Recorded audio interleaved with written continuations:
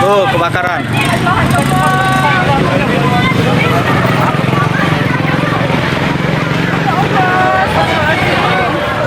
Di Pasar Perumnas, tepatnya di kios biji-biji.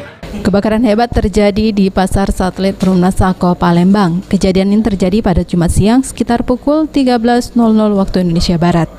Api diduga berasal dari toko pakaian bekas layak pakai yang berada di pasar tersebut. Api dengan cepat menyebar hingga menyebabkan kepulan asap yang tebal di langit.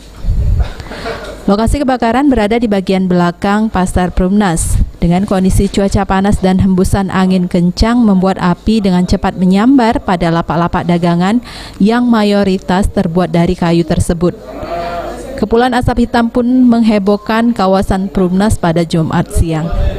Hingga saat ini belum diketahui penyebab pasti dari kebakaran tersebut.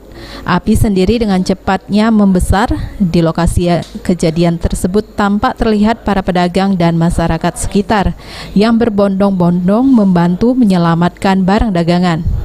Setidaknya ada 27 kios serta 3 rumah warga yang terbakar.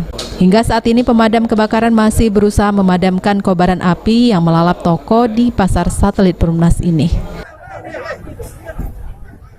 Tim Liputan PAL TV.